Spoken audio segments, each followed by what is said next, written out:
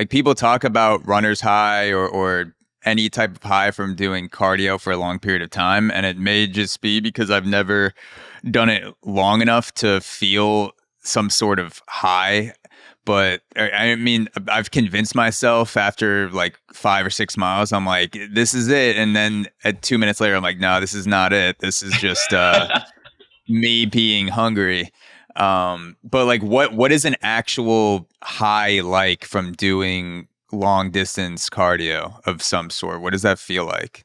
So with what you just said, I had thought I had gotten there. I had thought maybe this is runner's high, maybe this is what it feels like. The first time I ever got the runner's high was training for the marathon. I ran a 16-mile run.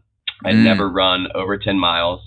And at mile 11, I said, without a doubt, this is it.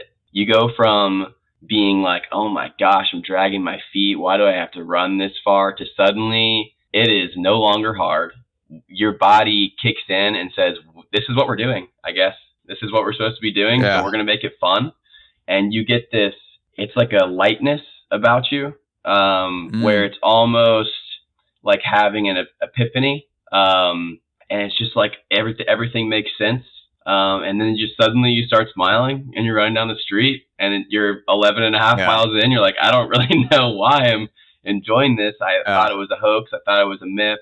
That mileage looks different for every single person.